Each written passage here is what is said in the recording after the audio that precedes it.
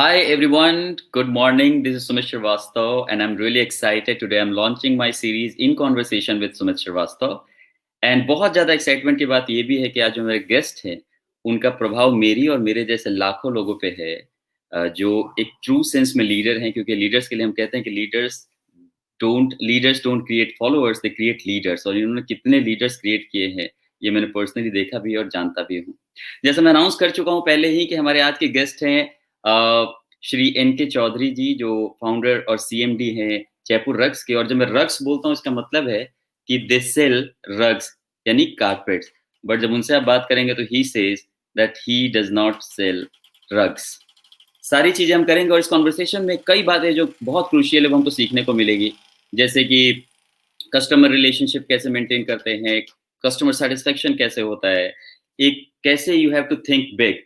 So without wasting time I am going to have him on the screen first and then I will take the conversation forward. So सबसे पहले मैं screen पे लेता हूँ। Sir नमस्कार, good morning. नमस्कार जी, good morning जी। आपने समय दिया आज हमको और मेरे पहले एपिसोड में, सो मेरे लिए ब्लेसिंग है ये। तो sir without wasting much of your time, मैं पहला क्वेश्चन आपसे पूछना चाहूँगा, क्योंकि बहुत सारे एंटरप्रेन्योर्स देख रहे हैं, देखेंगे इस शो को। और मैं एक क्वेश्चन सिर्फ आपसे पहला सिंपल क्वेश्चन पूछना चाहता हूँ। आपने एक लीजेंडरी लाइफ जी है बिजनेस में, सो मैं आपसे पहला सिंपल क्वेश्चन ही पूछना चाहता हूँ कि according to you what is business and what's your suggestion for people who all are doing business. तो इसका जवाब प्लीज आप दें, पहले यहीं से शुरुआत करते हैं सर। देखिए, इसका जवाब देने के लिए सुमित में एक छोटी सी रियल कहानी बताऊंगा कि जब मैं बीकॉम में पढ़ रहा था जी। तो लास्ट ईयर था बीकॉम का, और हमारे बिजनेस एडमिनिस्ट्रेशन के प्रोफेसर क्लास में आए और बोले कि ये रोल नंबर किसका है, वो खड़े हो। तो रोल नंबर मेरा था, तो मैं खड़ा हुआ। तो वो बड़े स्ट्रिक्ट प्रोफेसर थे, तो मैंने सोचा कि आज कुछ पनिशमेंट देने वाले हैं। फिर मैंने सोचना शुरू किया, मैंने कुछ ऐसी गलती तो की नहीं, मैं तो बड़ा डिसिप्लिन स्टूडेंट हूँ, पनिशमेंट किस चीज का देंगे। फिर उन्होंने अपने हाथ में एक टेस्ट कॉपी निकाली और पूरी क्लास में दिखाया कि देखिए इस लड़के ने क्या आंसर लिखा है। सवाल था, what is the definition of business. और मैंने जो जवाब दिया वो था, business is next to love, it is the creator and preserver of civilization. तो प्रोफेसर बोले ये लड़का एक दिन यूनिक बिजनेसमैन बनेगा। उसके बाद जो मेरे 42 साल बिजनेस में गए और मुझे जो रियल बिजनेस की जो डेफिनेशन समझ में आई कि रियल बिजनेस होता क्या है, और मैंने भी जब इस बिजनेस को शुरू किया तो मुझे ये चीज का आज मेरे पास जो क्लैरिटी है, जो समझ है, वो उस वक्त नहीं थी। तो मैंने जो 42 साल मेरे से जो एक चीज मिस हो गई बिजनेस में, कि बिजनेस रियल में क्या होता है, वो मैं हमारे सारे जितने भी दर्शक हैं, सुनने वाले हैं, उनको मैं बताना चाहूंगा। और ये मेरे जीवन का बहुत गहरा अनुभव है कि देखिए, एक तो होता है बीइंग, एक होता है डूइंग, एक होता है हैविंग।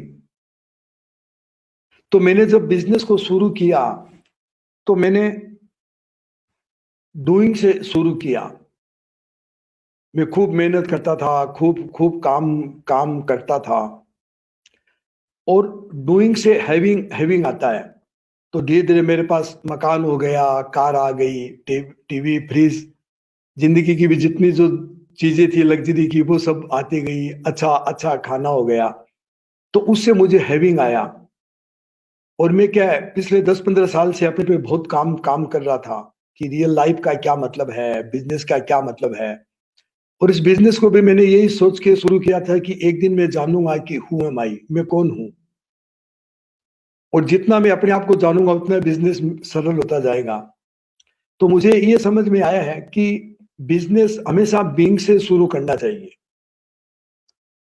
डूइंग से शुरू नहीं करना चाहिए। क्योंकि जब आप डूइंग से शुरू करते हैं, बिजनेस किया नहीं जाता, बिजनेस एक्टिविटी नहीं है, बिजनेस को जाना जाना जाना जा सकता है। तो आप बीइंग से शुरू कीजिए, क्योंकि जितना ज्यादा आप बिजनेस को जानेंगे, जितनी ज्यादा आपके अंदर पीपल, प्रोसेस, प्रोडक्ट की जितनी ज्यादा डीपर अंडरस्टैंडिंग होगी, उतनी ही सफलता आपकी आपकी बढ़ती जाएगी। तो आप सब लोग बोलेंगे कि फिर डूइंग डूइंग अगर कुछ काम नहीं करेंगे तो बिजनेस चलेगा कैसे? जी, तो मैं जी, आपको बताना चाहूंगा कि कोई भी चीज को सुनना इसलिए है कि करना है, और करना इसलिए है कि वो एक दिन मेरी अंडरस्टैंडिंग बन जाए। मुझे राइट, करने के लिए नहीं करना है, नहीं तो मैं ऑटो पायलट मोड में चला जाऊंगा, जिंदगी भर एक ही एक काम करता रहूंगा। तो मुझे राइट, जो करना है वो मुझे मेरी अंडरस्टैंडिंग डेवलप करने के लिए करना है।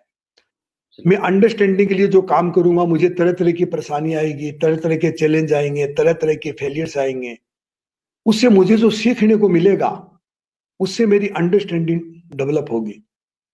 राइट, तो मैं हमारे सारे लोगों को यही बताना चाहूंगा कि बिजनेस का मतलब है आप अपने आप को जाने, अपने पेशेंट को जाने, अपने कस्टमर को जाने, अपने प्रोडक्ट प्रोडक्ट को जाने, बनाने वाले लोगों को जाने, और जितना आप जानते जाएंगे उतना ही आपकी बिजनेस की गहराई बढ़ती जाएगी। बहुत बढ़िया sir. I think this is the best definition. Business is nothing but knowing your right. customers, people, knowing your team, knowing your product, the product you are dealing in. So इससे बढ़िया तो answer हो नहीं सकता sir. Thank you so much. और सबसे important बात ये है, जब आप ये बोल रहे हैं तो ये पता चल रहा है और सब जानते भी हैं, जितने भी लोग देख रहे हैं जो आपको जानते हैं, कि इसको जिया है आपने जो आप बोल रहे हैं। और इससे एक चीज़ तो किताब में पढ़ के बोली जाए और एक चीज़ करके बोली जाए, इसका बहुत डिफरेंस होता है।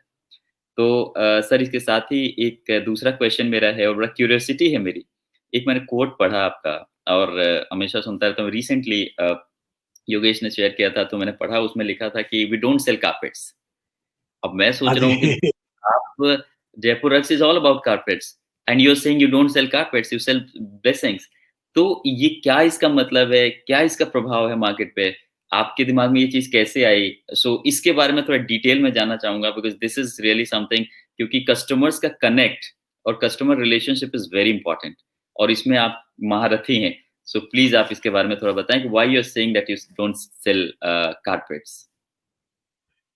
देखिए, इसका आंसर भी मैं एक एक छोटी सी बिल्कुल रियल कहानी से देना चाहूंगा जी, जी। कि पिछले साल उदयपुर में फैमिली बिजनेसेस के फाउंडर और फैमिली मेंबर्स आए थे। 40 देशों से 400 लोग आए थे। 10 साल बाद ये 3 दिन की समिट इंडिया में हुई थी। अच्छा, तो उसमें एक मेरा भी प्रेजेंटेशन था। तो ओके। जब मैं प्रेजेंटेशन दे के स्टेज के नीचे आया, तो उसमें तो दुनिया के, इंडिया के रिचेस्ट लोग थे। तो उन्होंने बोला कि चौधरी साहब, आपका विजिटिंग कार्ड चाहिए हमें। तो मैंने उनको पूछा, हमारा विजिटिंग कार्ड क्यों चाहिए? तो बोला, हम कारपेट खरीदेंगे। तो मैंने उनको बोला, मैंने कहा मैंने आपको पहले ही बता दिया था कि वी डोंट सेल कारपेट। तो फिर तो विजिटिंग कार्ड लेने का कोई मतलब नहीं है। तो उन्होंने बोला, राइट, नहीं नहीं, हमें हमें याद आ गया कि आपने ये बोला था कि वी जी, don't sell carpet, we sell family blessings, we right, sell stories, we sell experience, and our carpet is free. तो फिर मैंने उन सबको अपना विजिटिंग कार्ड दिया। तो फिर उन्होंने हमारे कारपेट खरीदे। तो देखिए क्या है कि आज जो कस्टमर है ना, जी, अभी तक जितने भी दुनिया में ब्रांड थे, उन्होंने सुंदर चीजें बनाई, लेकिन प्राइस भी खूब ऊंचा रखा लग्जरी मार्केट के लिए। लेकिन आज जो दुनिया को चाहिए, आज हीलिंग की जरूरत है पूरे कस्टमर को। ये जो आपने जो चीज बनाई, वो कितनी इथिकल है, आपने किस तरह अपने लोगों को ट्रीट ट्रीट किया है, और आपने कितना उसको प्रेम प्रेम से बनाया है कस्टमर के लिए। और मैं एब्सोल्युटली, तो ये कह रहा हूं कि अगर आप प्रोडक्ट बेचने की कोशिश करेंगे, तो हर कस्टमर आपका पूछेगा कि आपकी कॉस्ट क्या है, आप इतना प्रॉफिट क्यों लेते हैं। राइट, और वही अगर आप अपने वीवर का कनेक्शन एंड कंज्यूमर से बना के उस स्टोरी को बेचेंगे, तो आप अपनी चीज को और ज्यादा महंगा बेच पाएंगे और आपसे कोई प्राइस के बारे में बार्गेन नहीं करेगा। तो मेरे हिसाब से अब ये समय आ चुका है कि जो स्टोरी है वो ब्रांड के लिए, बिजनेस के लिए कितनी पावरफुल है, और कस्टमर को भी ह्यूमन ह्यूमन कनेक्शन चाहिए। देखिए हमारे कितने सारे कस्टमर्स हैं, हम उनको एक्सेस देते हैं कि हमारे जो व्यूवर्स हैं आप उनसे जाके मिलिए। जब वो व्यूवर जी, के साथ मिलते हैं, 3-3 4-4 घंटा जब गुजारते हैं, तो बोलते हैं कि this is the best experience in our whole life, this is the best experience in last 1 month in in India. तो मैं बताना चाहूंगा कि आज कस्टमर को, जो व्यूवर्स है, उनके साथ इमोशनल कनेक्शंस की कितनी कितनी ज्यादा जरूरत है। Absolutely sir, absolutely. जनरली यही देखा जाता है सर, और ये बहुत बड़ा चैलेंज है कि जो भी बिजनेसमैन है या एंटरप्रेन्योर्स की बात कर रहा हूँ, स्टार्टअप्स की, because we are totally into it, we work with startups. तो वो प्रोडक्ट बनाना चाहते हैं और बेचना चाहते हैं। वो कस्टमर को, मैं अगर बहुत ही आड़ू लैंग्वेज में बोलूँ तो कह सकता हूँ कि चिपकाना चाहते हैं कि भाई बस बिकता चला जाए और टारगेट अचीव होता जाए। और ये बड़ी समस्या बन जाती है, प्रेशर भी रहता है दिमाग पे, स्ट्रेस में जीते हैं। सर आपने एक बहुत अच्छी बात बोली थी, एक दिन हमारी बातचीत हो रही थी कभी ऑफलाइन, तो आपने बोला कि भई लोग बिज़नेस करने लग जाते हैं, इसमें दुखी हो जाते हैं, राइट? सो बिज़नेस को जीना पड़ता है और it is part of life, और बहुत कूल तरीके से इसको करना पड़ता है। सो सर थोड़ा-सा मैं चाहता हूँ ना कि एक बार आप मैं अगले क्वेश्चन्स और 2-4 पूछूँगा, पर मैं ये ओवरऑल जो हमारे एंटरप्रेन्योर्स और स्टार्टअप्स हैं, जो अभी देख भी रहे हैं, आगे भी वीडियो को देखेंगे हमारे यूट्यूब चैनल के थ्रू, लिंक्डइन के थ्रू। सो मैं सिर्फ़ ये आपसे चाहता हूँ कि आप उनको एक अपने तरफ से अपने पर्सनल एक्सपीरियंस है, जिसने आपको जो सक्सेस मंत्रा आपका हो सकता है, और बहुत बड़ा चैलेंज है ये कस्टमर्स के लिए प्रोडक्ट मार्केट फिट करना, कस्टमर्स को अपने टीम को मैनेज करके रखना। तो मैं ओवरऑल चाहता हूँ कि अपनी कहानी से जो भी आप, जैसे भी आप समझते हैं, हमारे जितने भी व्यूअर्स हैं, उनको आप एक बार सजेशन दें अपना स्ट्रॉन्ग कि how they should lead their अच्छा, लाइफ इन बिज़नेस। सर। देखिए ज्यादातर जो बिजनेसेस हैं, तो लोग जो फाइनेंशियल ट्रांजैक्शन है, खरीदना बेचना, उसमें जो प्रॉफिट आया उसी को बिजनेस समझते हैं। जी, जबकि मैंने जब से शुरू किया था, मैंने हमेशा बिजनेस को इसके इसके बियॉन्ड देखा। ये जो ट्रांजैक्शन है, ये तो एक एक मीडियम है कि आप अपने उस ट्रांजैक्शन के बियॉन्ड बहुत सारी चीजें हैं, क्योंकि इधर आपका बनाने वाला है, उधर आपका खरीदने वाला है, इधर आपके पास इतने इतने सारे लोग हैं। उन लोगों के अंदर कितनी विजडम है, कितनी टैलेंट है, कितनी इमोशंस है, कितना प्रेम प्रेम है उन लोगों के अंदर। तो अगर आप अपने पूरे बीज को एज ए होल देखते हैं, तो ट्रांजैक्शन तो होगा, लेकिन ट्रांजैक्शन एक मीडियम है। तो मुझे पिछले 4-5 साल पहले ये समझ में आया कि अभी तक जो बिजनेसेस हैं वो साइलोज में काम काम करते हैं। ये डिपार्टमेंट, ये सप्लायर, ये मतलब खरीदार। जबकि बिजनेस एक होलनेस है, जैसे नेचर में एक होलनेस होती है।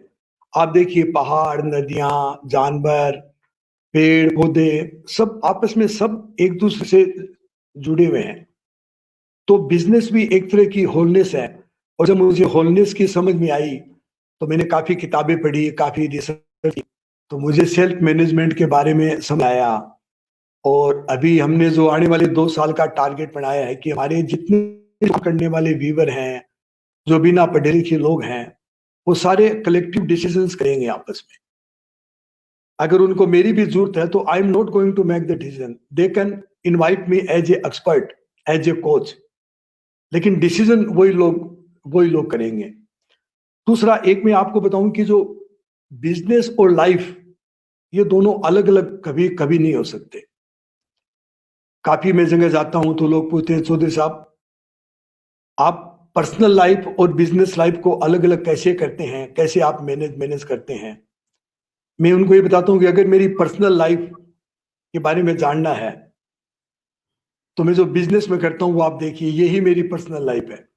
क्योंकि आप बिजनेस और लाइफ को दोनों को अलग अलग नहीं कर सकते कि आप घर पे कुछ हो रहे हैं, ऑफिस में आके और कुछ हो जाएंगे, तो आपकी पूरी पर्सनैलिटी फेक हो जाएगी। आप इंडिविजुअल हैं, तो आप घर पे भी वही हैं, ऑफिस में भी वही है। तो मैंने भी काफी गलतियां करने के बाद में जो मैंने सीखा वो यही है कि बिजनेस है ना, उसको किताब में लिखा नहीं जा सकता, बिजनेस को समझाया नहीं जा सकता, लेकिन बिजनेस को किया नहीं जा सकता। बिजनेस को जाना जाना जाना जा सकता है, और जो चीज जानी जा सकती है उसको उसको जिया जिया जा सकता है। तो बिजनेस की वजह से जितनी भी जो हैविंग आती है तो उसको सेलिब्रेट करना चाहिए।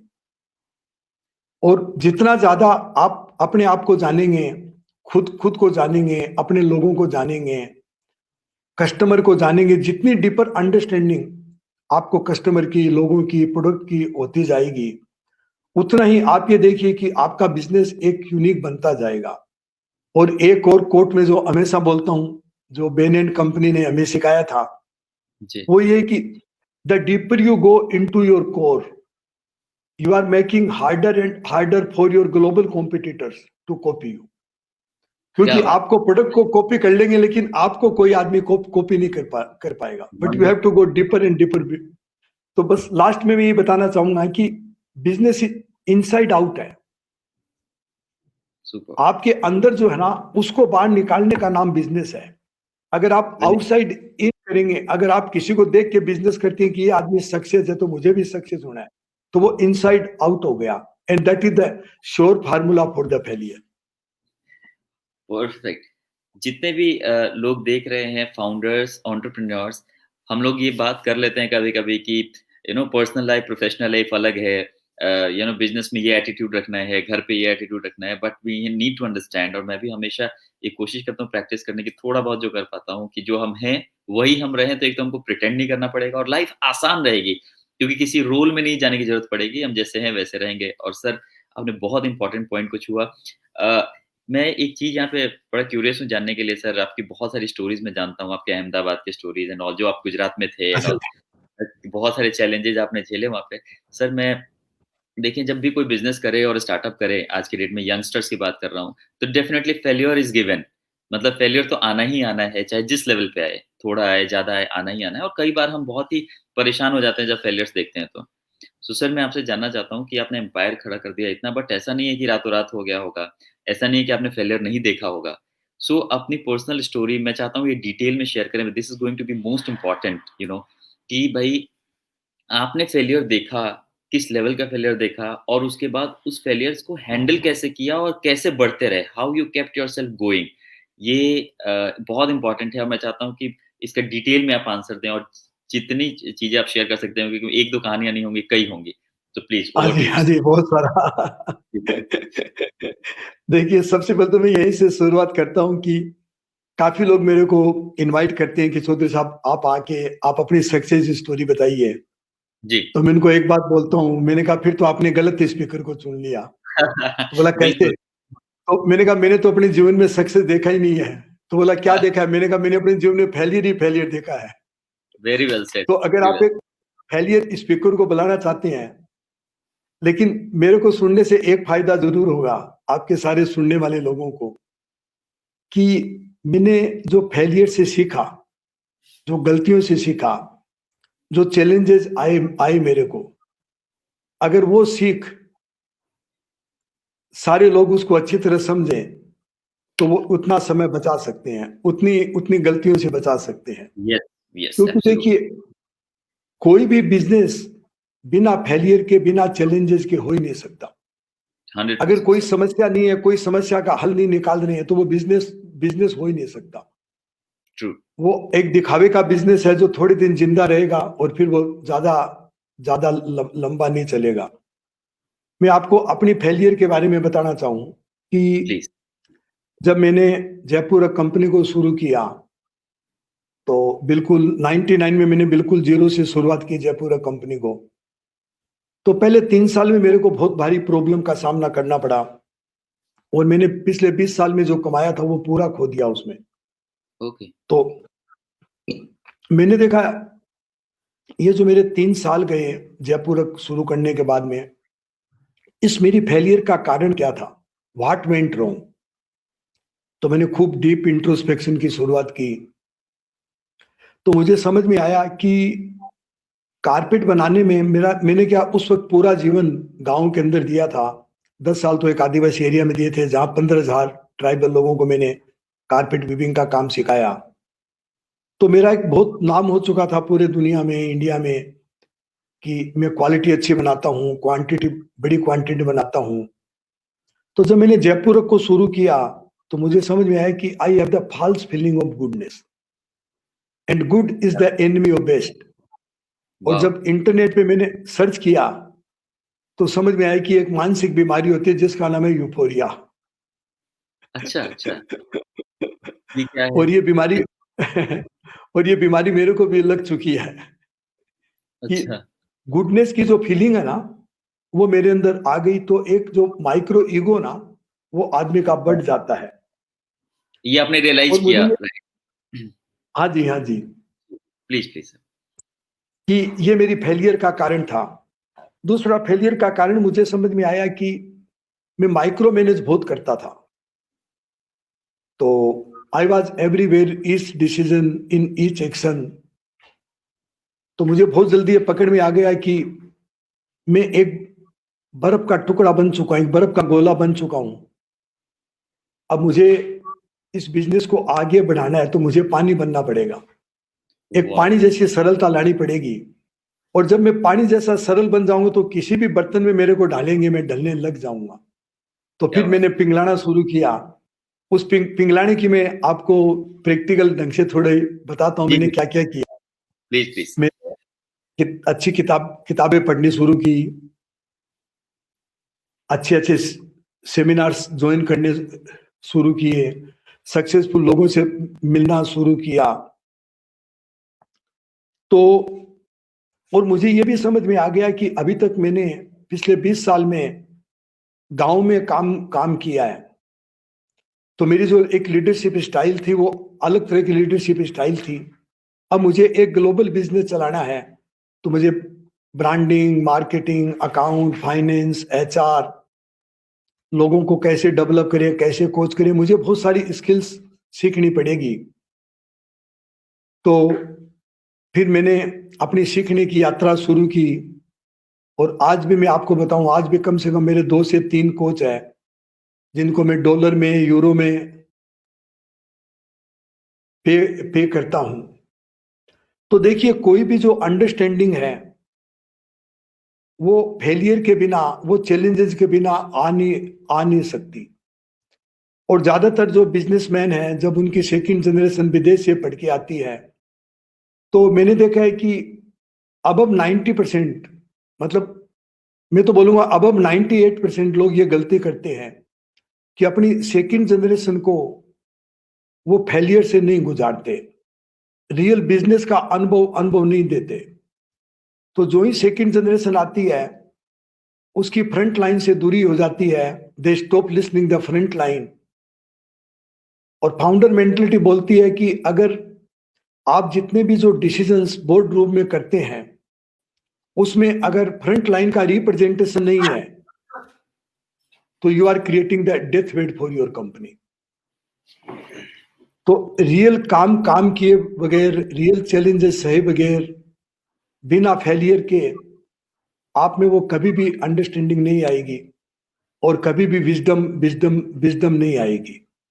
और आप हमेशा बाहर से उसका कोई उपाय खोजते रहेंगे, और आपको वो उपाय जो आपके अंदर अंदर होता है, वो बाहर से कभी नहीं मिलेगा। तो मेरे हिसाब से तो जो फेलियर है ना, it must be celebrated. Failure must be celebrated. Sir मैं बोलूँ एक बात कि ये कहना बहुत आसान है पर जीना बहुत मुश्किल है सर। ये आप डिज़र्व करते हैं कहना क्योंकि आपने जिया है इसको। बिना इसको जिए, बिना इसको एक्सपीरियंस किए बोलना कि फेलियर को सेलिब्रेट करना चाहिए, इतना आसान नहीं है क्योंकि बहुत लोग फेलियर देखते ही घबरा जाते हैं, फेस नहीं करना चाहते। सर मैं सिर्फ़ चूँकि मैं ये जानता हूँ कहानी आपकी बहुत पहले से, मैं उस थोड़ा-सा उस पार्ट पे लेके जाना चाहता हूँ, so it may inspire everybody. अगर आप कंफर्टेबल हो तो शेयर करिएगा कि जब आप अहमदाबाद जरूर। में आपने लोगों को एम्पावर करना शुरू किया था, गुजरात में जहाँ पे भी आप थे, मतलब आई एम हाँ नॉट जी, हाँ जी, गुजरात। तो आपने लोगों को एम्पावर करना जब शुरू किया था वहाँ पे, तो ऐसी स्थिति हो गई थी कि आस-पास के लोग आपके कुछ एनिमीज़ हो गए थे। जिन्होंने आपको आपके दुश्मन हो गए थे और आपको धमकाने की वहाँ आपने बहुत हिम्मत के साथ मैं चाहता हूँ कि ये मेरे लिए बहुत इंस्पायरिंग रहा था जब मैंने सुना था तो कि उस समय कोई भी होता तो वो भाग खड़ा होता वहाँ से, सिस्टम उस होता बट हाँ यू जी, हाँ फील जी, मैं बताता हूँ। मैं चाहता हूँ कि ये पता चले कि हम छोटी-छोटी प्रॉब्लम से घबराते हैं और आप किस सिचुएशन से निकाल के आपने ये चीज़ क्रिएट की है। तो प्लीज़ वो ज़रूर आप बात करें उसके बारे में मेरी रिक्वेस्ट है आपसे। बिल्कुल, मैं अच्छे से डिटेल से बताता हूँ आपको। Please, please. देखिए, जब मैंने गुजरात में बिज़नेस करने की सोची, कि उस वक़्त इंडियन कारपेट की बड़ी माँग थी। तो उस डिमांड को सैटिस्फाई करने के लिए मैंने सोचा मुझे और वीवर चाहिए। तो मुझे पता चला गुजरात का एक आदिवासी एरिया है जहाँ गुजरात सरकार एम्प्लॉयमेंट के लिए कारपेट वीविंग की ट्रेनिंग वगैरह कर रही है। तो जब पहले दिन उस एरिया में मैं गया, तो वहाँ के लोकल लोगों ने बोला कि आप इस आदिवासी एरिया में अंदर मत जाइए, नहीं लोग आपका पर्स छीन लेंगे, आपकी पिटाई कर देंगे और ये किसी भी तरह का हार्म कर सकते हैं। राइट, तो मैंने भी सोचा मुझे ऐसी हालत में काम करना चाहिए, नहीं करना चाहिए। तो मेरा एक अंग्रेज दोस्त होता था, तो कोई भी दिक्कत आती मैं उससे सलाह लेता था। तो उसको उसको मैंने पूछा, तो उसने बोला कि they are the most innocent people in India. बाहर राइट, के लोगों ने आके इनका शोषण किया है, तो तुम इसको लव, एम्पैथी, कंपैशन से डील करोगे, that will be your biggest loyal force. Perfect.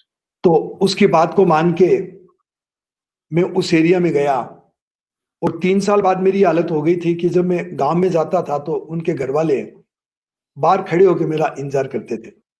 क्या इतना प्रेम उन लोगों से मिला और 8 साल में 15,000 ट्राइबल लोगों को मैंने काम सिखाया। तो इस दौरान क्या हुआ कि पहले वहाँ पर कुछ कॉन्ट्रैक्टर थे जो कारपेट का काम कर रहे थे। अब वो जी, बहुत पॉलिटिकल पावरफुल लोग थे, मुख्यमंत्री के एकदम खास आदमी थे। उन्हीं की वो कोऑपरेटिव सोसाइटी उस काम को करती थी। तो मैंने देखा कि ये लोग पॉलिटिक्स में तो बहुत ऊपर हैं, पावर बहुत है इनके पास, लेकिन इनको बिज़नेस करना नहीं आता। तो धीरे-धीरे मैंने वहाँ पर जाके बिज़नेस शुरू किया और मुझे बहुत भारी सफलता मिली। तो उनके एक एक दिन एक बहुत ही पावरफुल कॉन्ट्रैक्टर आए मेरे कमरे में, जी, ऑफिस में आए, आके बोले, मिस्टर चौध तो उन्होंने मेरे सामने छोटी-सी गन रख दी। बोले कि मिस्टर चौधरी या तो आप गुजरात छोड़ के चले जाओ, नहीं आपका देख लेना क्या क्या हाल होगा। तो उस वक़्त मुझे समझ में आया कि ये घटना क्या है।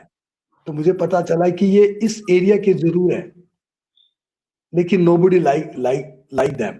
यस, भले यस, पॉलिटिकल पावर चाहे जितना हो, और मेरे को ये लोग आदिवासी लोग इतना इतना प्रेम करते हैं कि आदमी मेरा कुछ भी नहीं बिगाड़ पाएगा ये। बिल्कुल तो सर। उस वक़्त मैं शांत रहा, कुछ बोला नहीं और मुझे मालूम था कि it is a frustration of his failure. अब वो चले गए मतलब। और आज ये देखो 150 किलोमीटर की पूरी एरिया में आज जयपुर रखो, मेरे को मतलब दे एक तरह से वो पूछते हैं मतलब सारी आदिवासी लोग। और आज भी कनेक्टेड है सर वो आप आज अब कभी जाना होता है उधर आपका इन मतलब हाँ, हाँ, साल में करीब 1 डेढ़ साल से जाना होता है और आज भी वही प्रेम जब जाते हैं तो मतलब गदगद हो जाते हैं। It is like the family मतलब। क्या बात है और सर। आप ये देखो 30 साल में जितने भी काम करने वाले आदमी हैं, कोई एक आदमी हमें छोड़ के नहीं गया। उनकी सेकंड जनरेशन भी काम कर रही है। क्या बात! सो व्यूअर्स को मैं बता दूँ एक बड़ा ही थ्योरेटिकली हम चीज़ों को सुनते हैं बट आज मैं practically sir is the best example मैं तो बोलता हूँ कि sir is the case study कि हम हमेशा सुनते हैं कि पैसे से इंसान रिच नहीं होता। पैसे या सुविधाएँ ला सकती है, लग्ज़री दे सकती है। इंसान रिच होता है कितने लोग कमाए हैं, कितने दिलों पे राज करते हैं। और sir you are the best example कि और ये तो मैं अच्छा दूसरी बात ये है कि जो मैं आपका ये इंटरव्यू ले रहा हूँ या आपसे टॉक शो पे बातचीत कर रहा हूँ, तो ये सारी चीज़ें मेरी देखी हुई है। मैं बड़ा क्विकली बताऊँ कि आपके सर श्री माधोपुर में जो वहाँ पे मैं एक बार गया था और आपका कोई वहाँ इवेंट था। अच्छा, तो मैंने देखा कि 300-400 औरतें एक मंदिर के हॉल में बैठी हैं और उन्हीं के साथ आप सब भी पूरी फैमिली के साथ बैठे हैं ज़मीन पे ही। और हाँ जी। बहुत ही बड़ा प्रभाव है उस चीज़ का मेरी लाइफ़ में क्योंकि उस दिन से मैं हम्बल हो गया जो आपने बोला था ना ईगो एक आ जाना, बिना कुछ किए धरे ईगो आ जाना। तो वो एक ईगो कहीं न कहीं था जो बिल्कुल ही रिमूव हो गया। मैंने कहा कि अभी हम बहुत कुछ करना है लाइफ़ में और तब नेटवर्किंग पे मैंने बहुत ध्यान दिया, लोगों से मिलना-जुलना और मैं समझता हूँ कि network is your net worth जो लोग कहते हैं। तो I am working on that और राइट। कहीं न कहीं आपका इंस्पिरेशन है सर, सही समय पे अच्छे लोगों से सर मैं इसी से एक चीज़ समझता हूँ कि जैसे मैं आप इन अ वे आप मेरे वर्चुअल मेंटर हैं क्योंकि हमारी मुलाकात नहीं होती बट आपकी बातों से, आपकी कहानियों से कई चीज़ें मैं सीखता हूँ। आपके मेंटर्स डेफ़िनेटली रहे होंगे, यंग एज में भी आप थे, बाद में भी थे। मेंटर्स रहे होंगे जिनसे आपने सजेशन लिए होंगे, एडवाइसेज़ लिए होंगे और साथ ही साथ कितने इम्पोर्टेंट रहे बोला आपकी लाइफ़ में? नटशेल मैं ये पूछना चाहता हूँ कि आपके मेंटर्स कौन थे और मेंटर्स का होना लाइफ़ में कितना ज़रूरी होता है? तो अगर आप इस बारे में थोड़ा बताएँ? देखिए क्या, जब मैंने इस धंधे को शुरू किया तब तो मेंटरशिप, कोचिंग, जी। काउंसलिंग इनको कोई समझता भी नहीं था। जी, बिल्कुल। और उस वक़्त तो मेंटर खोजना बहुत मुश्किल भी था, जी, क्योंकि किताबें भी नहीं थी, इंटरनेट वगैरह भी नहीं था। जी। लेकिन अगर जहाँ तक मेरी बात है, देखिए मतलब मेरा एक अंग्रेज़ दोस्त था, तो जब कोई दिक्कत आती, तो वो पूरे वर्ल्ड में घुमा हुआ था। इंडिया में भी वो मेरे से मतलब 10 टाइम ज़्यादा घुमा हुआ था। अच्छा, तो उसको एक ग्लोबल एक्सपोज़र था, तो उससे मैं ज़रूर अपनी जो कोई प्रॉब्लम होती बिज़नेस की, जीवन की, तो उसको डिस्कस करता था, तो मुझे उससे काफ़ी आंसर मिल जाया करते थे। तो वैसे मेरे बोला कि जो मुझे बिल्कुल सही ढंग से गाइड कर पाए बिज़नेस के बारे में। और लेकिन मेरी जो खोज थी अंदर की, खुद की खोज, वो हमेशा चालू चालू रही। और धीरे-धीरे मुझे समझ में आने लगा कि जितने भी जो मेरे सवाल हैं, उनका आंसर मेरे अंदर है। क्योंकि जितनी भी मेरी जो तकलीफ है, वो तकलीफ भी मेरे द्वारा बनाई हुई है। उसको दूर करना है तो मुझे ही दूर करना है। तो मैं एब्सोल्यूटली आपको ये बताना चाहूँगा कि I always listen myself, I always trusted on my intuitions, I always trusted on my guts. क्या तो जब भी मुझे दिक्कत आती, लोग बोलते आप ये गलत कर रहे हो, ऐसा नहीं हो पाएगा, इतने सारी डिप्रेशंस में चला लेके चले जाया करते थे लोग। लेकिन तभी भी मुझे समझ में आया कि हर आदमी के अंदर एक कंपास होता है, जो ये बताता रहता है कि are you in the right direction.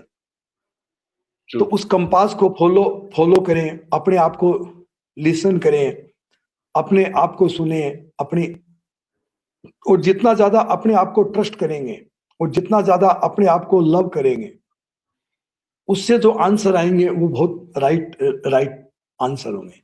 लेकिन अपनी गलती क्या करते हैं, अपने खुद को बहुत कम समय समय देते हैं। बिल्कुल, बिल्कुल। अपने आप को बहुत कम समय दें, खुद से बातें नहीं करते हम दूसरों की बातें कर रहे होते हैं, दूसरों से बातें कर रहे होते हैं। बहुत सही बात। सर एक अगला क्वेश्चन चूँकि हमारा इनक्यूबेटर है, बहुत सारे स्टार्टअप्स पूरे इंडिया के काम कर रहे हैं हमारे साथ और एक बहुत बड़ा चैलेंज है team building, retention of employees जो टीम के लोग हैं उनको रिटेन करना। लोग जॉइन करते हैं, छोड़ के चले जाते हैं। कम्युनिकेशन गैप रहता है फाउंडर के बीच में और उनके बीच में। मैं चाहता हूँ कि आपके अगला जो मेरा क्वेश्चन है इससे उन सबको ये हेल्प मिले कि how to make a good team और कैसे लोगों को अपने साथ जोड़ के रखें और रिटेन करके रखें।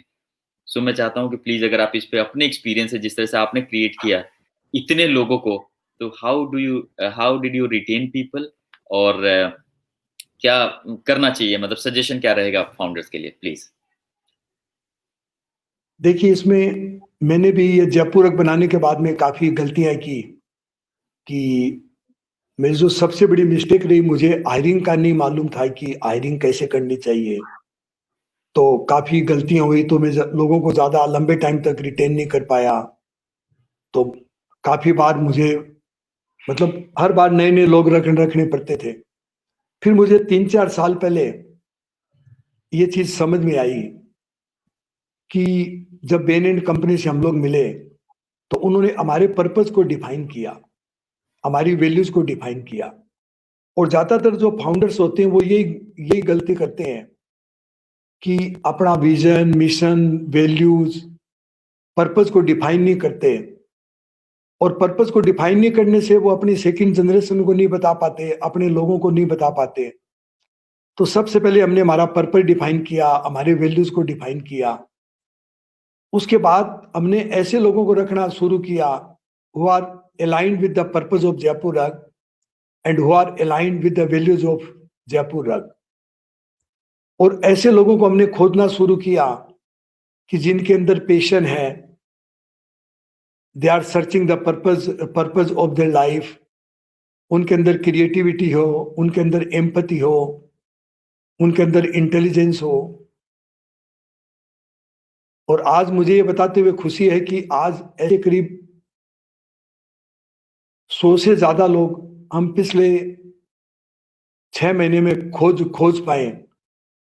दे are driven by the purpose and they all are unstoppable. और अभी हम लोग उनकी टीम बनाने में लगे हैं कि इंडिविजुअल कैपेबिलिटी तो बढ़ती रहे, हर आदमी का इंडिविजुअल डेवलपमेंट प्लान बना रहे हैं, लेकिन जो डिसीजन हो वो सारे कलेक्टिव हो और सब लोग आपस में मिलके काम करें। क्योंकि एक आदमी के पास सारी कॉम्पिटेंसी नहीं होती है, एक आदमी की क्षमता इतनी नहीं होती कि वो सभी चीजों को देख पाए।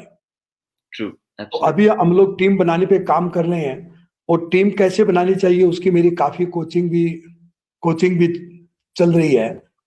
और मुझे बहुत अच्छा लग रहा है कि शायद हम अभी तक कारपेट इंडस्ट्री के इतिहास की सबसे बेस्ट टीम बना पाएंगे। तो जितने भी स्टार्टअप है मैं उनको यही सलाह देना चाहूंगा कि शुरू से ही ना वो ऐसे ही लोगों को रखें जो बिल्कुल सीखने के लिए तैयार हो, जिनमें बच्चे की तरह सरलता हो, इनोसेंसी हो और ऑथेंटिसिटी हो, और उनकी टीम बना के चलेंगे तो आपका बिल्कुल बिजनेस दिन पर दिन यूनिक होता जाएगा। Very nice sir. एक और बहुत इंपॉर्टेंट पहलू, मेरा अगला क्वेश्चन जो है कि जब भी हम कोई बिजनेस कर रहे होते हैं, कोई प्रोडक्ट बना रहे होते हैं, तो उसके लिए सही मार्केट चुनना इज वेरी वेरी क्रूशियल। बहुत इंपॉर्टेंट है कि सही मार्केट चुने हम उस प्रोडक्ट के लिए। आपने कारपेट बनाना शुरू किया, आप चाहते तो इंडियन मार्केट में पहले या लोकल मार्केट में छोटा मोटा बिजनेस कर सकते थे, अपना बेच सकते थे, but you thought of selling it overseas. तो मेरा ये समझना है कि ये आइडिया दिमाग में कैसे आया, आपने अपने मार्केट को कैसे डिफाइन किया कि यहाँ हम करेंगे और ये हमारा मार्केट होगा जहाँ हम सेल करेंगे and this is how will grow. तो एक तो बहुत इंपॉर्टेंट है मार्केट का पता होना, बट आप जब उस जगह पे थे, जब आप ये डिसीजन मेकिंग कर रहे थे, तो कैसे, कौन से फैक्टर्स थे जिसकी वजह से, और कैसे आपने अपना मार्केट को सेलेक्ट किया? देखिए, मार्केट के बारे में जो सबसे बड़ी गलत फहमी रहती है कि ज्यादातर लोग ये सोचते हैं कि ये मेरा प्रोडक्ट है और where the market is hot. अच्छा। तो वो ही देखेंगे कि ये इंडिया में बिकता है, ये अफ्रीका में बिकता है, ये यूरोप में बिकता है। जी, जी, जी। और वो वहीं जाके ना अपने प्रोडक्ट को बेचना चाहेंगे, या मार्केट में क्या चल रहा है उसको सोच के वो प्रोडक्ट बनाना चाहेंगे। लेकिन हमें जो समझ में आया पिछले 5-7 साल में, जब बेनिन कंपनी ने हमारी हेल्प करनी शुरू की, कि प्रोडक्ट आपका नहीं बिकता है। आपको ये देखने की जरूरत नहीं है कि कौन सा मार्केट हॉट है जहां जाके आपको ये आपका माल बेचना है। आपको ये देखना है कि आपकी जो यूनिकनेस है, आपकी जो कोर है, आपका जो पैशन है, उस पैशन के हिसाब से आपको अपने प्रोडक्ट डेवलप करने हैं। और उस पैशन के हिसाब से, मतलब मार्केट का तो ध्यान रखना है आपको कि व्हाट इज गोइंग ऑन, पूरे दुनिया में अभी क्या चल रहा है, क्या नहीं चल रहा है। लेकिन उसके अंदर आपका पैशन, आपकी यूनिकनेस, आपकी कोर आनी चाहिए। जैसे मैंने बोला ना, the deeper you go into your core, you are making harder and harder for your global competitors to copy you. तो जितनी यूनिकनेस आपके प्रोडक्ट में रहेगी, तो आप जिस भी मार्केट में जाएंगे वही मार्केट हॉट हो जाएगा। इसका मैं बताऊं कि जब हमने आज के 3 साल पहले जब इंडिया में हमारी रिटेल स्टोर्स B2C बिजनेस करने की सोची, तो सभी लोग हमें बोले थे कि अभी तक आप तो पिछले, जब से आपने शुरू किया, आप तो एक्सपोर्ट करते आ रहे हो, इंडिया में तो ये यूरोप के, अमेरिका के कलर बिकेंगे नहीं। तो हमें भी इंडियन मार्केट का पता नहीं था। लेकिन जब हमारी कहानी इंडिया के मार्केट में गई, तो पहले साल से हमें इंडियन मार्केट में इतनी सफलता मिली कि जिसको मैं सोच भी नहीं सकता था। तो एक्चुअली अगर आप अपना प्रोडक्ट बेचेंगे तो आपको मार्केट खोजना पड़ेगा, और प्रोडक्ट के साथ आप अपनी यूनिकनेस को बेचेंगे तो मार्केट आपको खोजेगा। तो मेरा क्या ये मानना है। Very well said sir. अगर हम प्रोडक्ट के लिए मार्केट खोजेंगे, तो हमको ढूँढना पड़ेगा, लेकिन अगर हम प्रोडक्ट के साथ अपनी यूनिकनेस लेके जाएँगे, तो मार्केट हमको खींचेगा, मार्केट हमको ढूँढेगा। सर, आप अपने आप में एक एनसाइक्लोपीडिया हैं। ये मतलब ये बिकॉज़ देखो, ये जो स्टेटमेंट्स हैं जो निकल के आ रहे हैं, डेफ़िनेटली ये आपने किया हुआ है और वो बात आप बोल रहे हैं जो बहुत ही एक रिस्पॉन्सिबल स्टेटमेंट है, जो हम आँख मूंद के फॉलो कर सकते हैं, and it will help us a lot. Sir, एक बड़ा लाइटर नोट पे क्वेश्चन पूछना चाहता हूँ मैं हमेशा, क्योंकि मैं खुद भी एक छोटे शहर से हूँ, बहुत ही छोटे शहर से। तो और आप you are also from Churu. Churu भी बहुत कोई बड़ा शहर नहीं है, एक छोटा-सा पता ही कस्बा। है। जी, तो मैं ये समझना चाहता हूँ कि जब आप वहाँ पढ़ाई कर रहे थे, वहाँ से निकले थे, तो दिमाग में पहले दिन से कैसे ये हो सकता है कि इतना बड़ा एम्पायर खड़ा करना है, या पहले से एस्पिरेशन थी, ये विज़न था आपका कितना क्रिएट करना है? अगर ऐसा था तो इतनी हिम्मत कहाँ से आ रही थी? बिकॉज़ छोटे शहरों से लोग निकलते हैं तो कई छोटी-छोटी चीज़ों में फँसे होते हैं कि नौकरी मिल जाए, एक 20-25 हज़ार रुपए की सैलरी हो जाए, घर में टीवी, फ्रिज हो जाए, काम खत्म। बट ऐसी चीज़ें क्रिएट करनी है, ये विज़न कैसे आया? और तो मेरा नटशेल में एक क्वेश्चन है कि how to think big, how to think big? So आप उसके बारे में प्लीज़ बताएँ, अपने एक्सपीरियंस से। देखिए, मैं बताऊं कि जब मैंने अपने करियर की शुरुआत मेरे पिताजी जो दुकान चलाते थे ब्रांडेड शूज की, उससे की थी। और उसके जब मैंने शुरुआत की, उसके बारे महीने बाद मुझे बैंक में परमानेंट कैशियर की नौकरी मिल गई थी, सरकारी बैंक में। अच्छा, अच्छा, तो मैंने बैंक को धन्यवाद का पत्र लिखा कि आपने इस लायक समझा। अच्छा। तो अब मैं अपनी लियाकत को अपने बिजनेस में लगाऊंगा फिर मैं। ओह! मुझे अच्छा, 9 टू 5 वाला जॉब नहीं करना, तो मैंने बैंक को धन्यवाद का पत्र लिखा है कि आपने इस लायक लायक समझा। तो और मैं भी बहुत छोटे शहर से आया था, और बहुत शर्म बहुत करता था। मेरी मतलब किसी से बोलने की हिम्मत भी नहीं होती थी। अब ये पिछले 5-7 साल से ये मेरी मतलब हिम्मत खुली है बोलने की। पहले तो मैं बात करने से भी डरता था। लेकिन मैंने मुझे जो समझ में आया कि आदमी कहीं भी पैदा हो, चाहे गाँव में पैदा हो, चाहे पहाड़ पे पैदा हो, चाहे एक झोपड़ी में पैदा हो, मैंने हमेशा वो किया जो मुझे अच्छा लगता था। मतलब मैंने अपने आप को ट्रस्ट किया, अपने आप को प्रेम किया, और मैं बिज़नेस में वही चीज़ें करता था क्योंकि लोगों से बात करना बहुत अच्छा लगता था, लोगों के साथ समय गुज़ारना बहुत अच्छा लगता था। गाँव में जाना बहुत अच्छा लगता था, उन लोगों के साथ टाइम गुज़ारना बहुत अच्छा लगता था। तो मुझे वीवर और वीविंग में बहुत मज़ा आता था, और मैंने कभी सोचा नहीं था कि मतलब चूरू जैसे शहर में इतनी छोटी जगह पैदा होके, और मैं इंग्लिश का तो एक शब्द भी नहीं जानता था। हाँ, अभी तो थोड़ी बहुत मैं टूटी-फूटी बोल लेता हूँ इंग्लिश। तो मैंने कभी सोचा नहीं था कि मतलब मैं चूरू के बाहर जाके भी ना कभी कोई धंधा करूँगा, और विदेश का तो मैं सोच भी नहीं सकता था कि कभी मुझे विदेश में ना एरोप्लेन या में बैठने का मौका मिलेगा। तो जी, मेरा जी। यही मानना है कि आप अपने पैशन में जितना जिएँगे, जितना अपने आप को जानेंगे, और काम में जितना ज़्यादा ऐसा काम कीजिए जिसमें आपको आनंद आता है, तो फिर आप काम लोकल करेंगे, लेकिन उतने उतने बड़े ग्लोबल होते जाएँगे। बड़ा बनने का यही फ़ॉर्मूला है बिल्कुल, बिल्कुल, कि बिल्कुल। काम लोकल कीजिए, लेकिन उसको पैशन के साथ कीजिए, तो ग्लोबल आपके पीछे आएगा। धरती पे खड़े होके आप आसमान को छू पाएँगे। बहुत बढ़िया, बहुत बढ़िया। जितने भी यंग व्यूअर्स हैं मेरे, जो स्टूडेंट्स हैं ख़ास तौर पे, मैं उनको बताऊँ कि अगर आपको इंटर्नशिप करने का मौका मिले जयपुर रक्स में, तो आप लोग अच्छा। जाना चाहिए, क्योंकि अगर आप जयपुर रक्स में 10 दिन भी गुज़ार के आओगे ना, तो आपकी पर्सनैलिटी चेंज हो जाएगी वहाँ का एनवायरनमेंट देख के। सर, मैं 1-2 बार आया हूँ आपसे भी मिलने के लिए, योगेश से भी मिलने के लिए, और जब हम लोग अच्छा, कमाल की बात ये है सर, सब आपको ध्यान नहीं होगा, बट सबसे पहले 2008 या 9 में नवलगढ़ में मैं था उस समय, नवलगढ़ में पोद्दार कॉलेज में, और आप गेस्ट बन के आए थे, एक बहुत बड़ा इवेंट था, और अच्छा, मैं हाँ, हाँ। जी, और मैं जस्ट कॉलेज पास करके वहाँ पे मैंने जॉइन किया था, वहाँ ट्रेनिंग और प्लेसमेंट देखता था मैं। तो मैंने थोड़ी-सी एंकरिंग भी की थी आपको स्वागत करने के लिए, और वहाँ पे चीज़ों को सँभाल रहा था। तो वहाँ से मैं कनेक्टेड हूँ आपसे, देखें, और आज मैं बड़ा खुश हूँ, आई एम रियली हैप्पी कि मैं आपसे ऐसे कनेक्टेड हूँ। और स्टार्टअप चौपाल जो मेरी ऑर्गनाइज़ेशन है आज, we are working regularly on the ground, और अब आपका आशीर्वाद लेंगे हम उसमें, आपके सजेशंस, आपके एडवाइस, अगर आपकी ब्लेसिंग्स मिली तो हम इसको और नेक्स्ट लेवल पे लेके जाएँगे। और बिल्कुल जरूर। सर, जो आपने फ़ॉर्मूलाज़ बताए, उस फ़ॉर्मूला को हम एक लेवल फ़ॉलो करने की कोशिश कर रहे हैं, और आज आपसे बात करके सारी चीज़ें रिवाइव हो गई एक बार। सो कम से कम पर्सनली मैं तो चीज़ें उस अकॉर्डिंग चेंज कर दूँगा जो बची-खुची है, और हम उसको आगे लेके जाएँगे। एक मेरा आखिरी और बहुत इम्पोर्टेंट क्वेश्चन कह सकते हैं, या सिंपल एक मैं आपकी तरफ से स्टेटमेंट चाहूँगा सर, कि जो भी लोग बिज़नेस करने वाले लोग हैं, कुछ यंग हैं, कुछ एक बड़े लेवल पे चले जाते हैं, फेल भी होते हैं, पास भी होते हैं। वो सारे जितने भी आपने क्वेश्चंस के आंसर दिए, उसमें मोस्टली आंसर तो उनको मिल गए होंगे। बट ये लास्ट का एक बिट मैं चाहता हूँ, जिसमें एक ना ओवरऑल आपकी तरफ से उनके लिए जो सजेशन है, जो एडवाइस है, आपकी ब्लेसिंग्स है, वो एक बार चाहता हूँ कि आप उनको दें।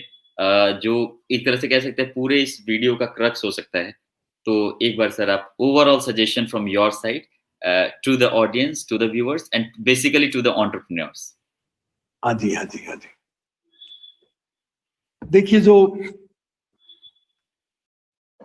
बिजनेस में जब आदमी बिजनेस शुरू करता है, किसी पोजीशन में पहुंच जाता है, तो जो सबसे बड़ी जो गलती होती है, वो होती है कि अपने रोल, एक तो होता है रोल, एक आदमी की मतलब आइडेंटिटी होती है। तो अपने रोल और आइडेंटिटी दोनों को मिक्स मिक्स कर लेते हैं। तो उससे क्या है कि आइडेंटिटी कभी-कभी इतनी ऊपर चली चली जाती है कि अपने रोल को भूलने लग जाते हैं। क्योंकि आइडेंटिटी है, it is a false image of our selves. और आइडेंटिटी को अपने जितने गहरा करते जाएंगे, उतना ही उस आइडेंटिटी खोने का भय अपने को लगेगा। फिर अपने जितने भी डिसीजंस करेंगे, जितने भी एक्शन करेंगे, उसके अंदर बहुत ज्यादा भय रहेगा, क्योंकि कोई भी आदमी अपनी आइडेंटिटी को खोना नहीं चाहता। और आप आइडेंटिटी के लिए काम काम करेंगे, जैसे मैंने बोला, it is a false image. तो आप जो नहीं है वो आपको दिखाना पड़ेगा। तो अभी काफी स्कूल कॉलेज में जाता हूं मैं, वहां भी अभी पिछले दिनों काफी एक अच्छी कॉलेज के स्टूडेंट ने पूछा था कि एज ए मैनेजर, हम लोग बड़ी अच्छी कॉलेज से हैं, हम बहुत जल्दी एक मैनेजर बन जाएंगे, आपका क्या सजेशन रहेगा पहले दिन से? जी। क्योंकि वो बहुत ज्यादा अटैच हो गए थे पूरे कॉलेज के स्टूडेंट, बात करते करते। तो मैंने उनको ये बोला, मैंने कहा आप एज ए मैनेजर अपनी आइडेंटिटी पहले दिन से मत बनाना। आपका जो रोल है, आपकी जो ड्यूटी है, उस पे आप लगे हुए रहना। आपके बारे में क्या बोलते हैं कोई आदमी, क्या नहीं करता है, आप वो करें जिसमें आपको मजा आ रहा है। लोग बोलते हैं तो क्या फर्क पड़ेगा? मेरे लिए भी लोग 35 साल से बोलते थे, लोग बोलते थे कि you are a very good person mister Chaudhary, but you are a very bad businessman. तुम कभी बिजनेस नहीं कर पाओगे। और कभी कभी मजाक में बोलता हूँ कि आज ये जो लोग बोलते हैं, उन लोगों का सबका बिजनेस मिल गया मेरे को, क्योंकि वो बिजनेस कर नहीं पाए। Very well sir. तो अपने रोल और आइडेंटिटी ना, दोनों को अलग अलग अलग रखें। रोल की खूब गहराई में जाएं, और उसको बहुत पेशन के साथ करें। दूसरा मैं सजेशन ये देना चाहूंगा कि एक तो सैलो वर्क होता है, एक डीप डीप वर्क होता है। अगर आप कोई भी काम करते हैं एज ए एंटरप्रेन्योर, तो आप खुद भी खूब डीप काम कीजिए, और अपने जितने भी जो स्टाफ के लोग हैं, तो ये कंपनी के कल्चर में आ जाना चाहिए कि मेरे को सैलो वर्क चाहिए नहीं कंपनी के अंदर। क्योंकि जितना ज्यादा आप डीप डीप जाएंगे, उतनी ही आपकी यूनिकनेस बढ़ती जाएगी। ट्रू।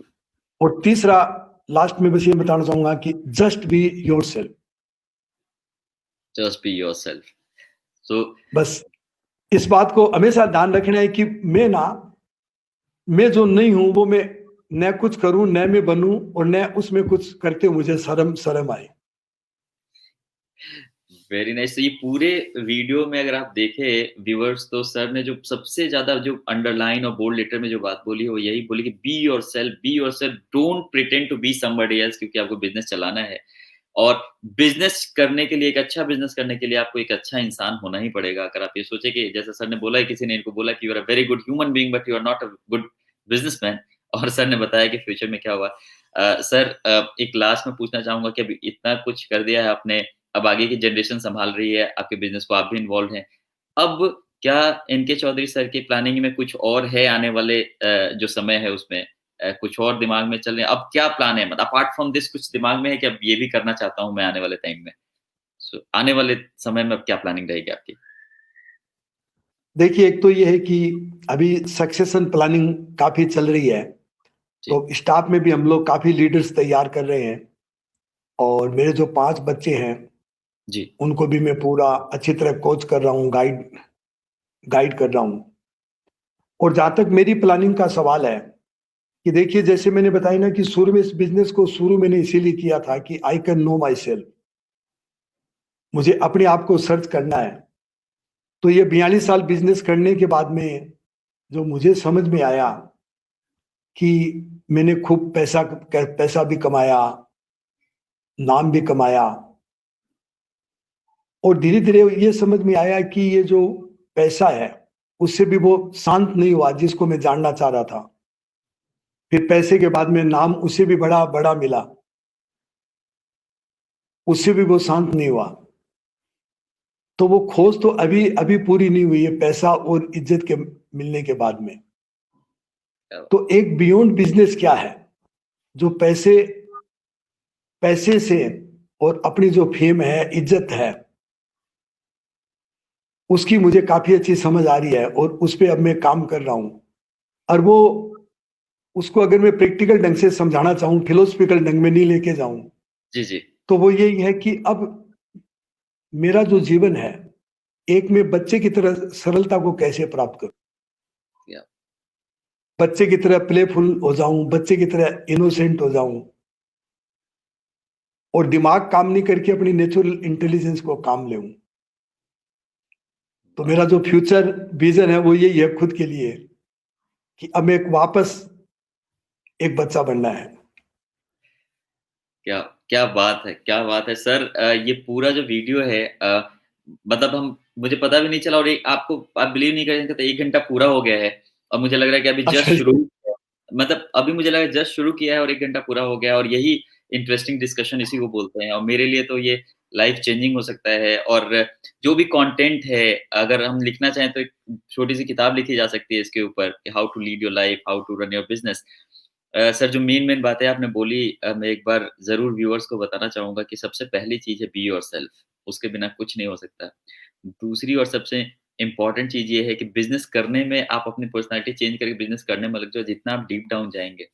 और एक जो सर ने बहुत अच्छी बात बोली कि जब हम मार्केट प्रोडक्ट लेके ढूँढते हैं तो हमें मार्केट ढूँढना पड़ता है, बट जब हम यूनिकनेस लेके ढूँढते हैं तो मार्केट हमको ढूँढ लेता है, और जहाँ हम जाते हैं वो क्रिएट हो जाता है। क्योंकि जनरली हम अपने रिसर्च में देखते हैं कि किस प्रोडक्ट के लिए कौन-सा मार्केट हॉट है और उसके पीछे भागते हैं, जहाँ ऑलरेडी लोग भाग रहे हैं। और जो लीडर्स हैं, सर जैसे, वो प्रोडक्ट बनाते हैं और ऐसे डीप जाके यूनिकनेस लेके आते हैं कि वो जहाँ जाएँगे वहाँ मार्केट क्रिएट हो जाएगा। जिस तरह से टीम को मैनेज करना, एम्पैथी के साथ लोगों के साथ कनेक्ट करना, वो लोग रुकेंगे आपके साथ। और जितनी बड़ी फैमिली जयपुर रक्स की है, जो लोग नज़दीक से जानते हैं और नहीं जानते तो थोड़ा जानें, क्योंकि ये कैसे क्रिएट हुआ, ये रातों-रात की चीज़ नहीं है। बहुत सारे फेलियर्स हैं, बहुत सारे स्लीपलेस नाइट्स होंगी इसके पीछे। Sir, I'm truly, truly blessed to have you on my first episode of In Conversation with Sumit Srivastava. ये वीडियो यूट्यूब के थ्रू, लिंक्डइन के थ्रू, फेसबुक के थ्रू बहुत लोगों तक पहुँचेगा। बहुत लोग कमेंट बॉक्स में ऑब्वियसली मतलब ये वही सूरज को दिए दिखाने जैसा है कि तारीफ़ कर रहे हैं कि wonderful program, wonderful person, truly legend इनके चौधरी जी, ये सब लोग लिख रहे हैं, तो ये मैं समझता हूँ कि ये कोई कहने वाली बात नहीं, और आप भी थक चुके होंगे सुन-सुन के।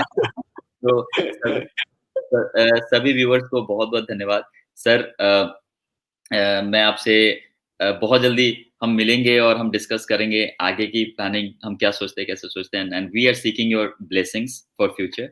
And thank you so much once again for being on my show and taking out time from your so hectic, आपकी डायरी में जानता हूँ कैसे भरी होती है जो आपके स्केड्यूल होती है। तो सर इतना कुछ होने के बाद भी जो सरलता आपने बना रखी है, हमारे लिए सिम्प्लिसिटी बना रखी है, जो तरीका बात करने का, कोई शो ऑफ नहीं, सच में आपने खुद को बहुत अंदर से जाना है, पहचाना है, कैसे दुनिया में जीना है और ये इसका 10% भी हमारे में आ जाए, हम सब में आ जाए तो विल बी ब्लेस्ड एंड बहुत सक्सेसफुली लीड कर लेंगे अपनी लाइफ को। So thank you once again sir, thank you so much and thank you Sumit, thank you. Thank you so very much. So viewers हम आज के लिए इतना ही, हम अगले एपिसोड में फिर मिलेंगे किसी अगले गेस्ट के साथ। Thank you so much sir, thank you so much. Have a thank wonderful you.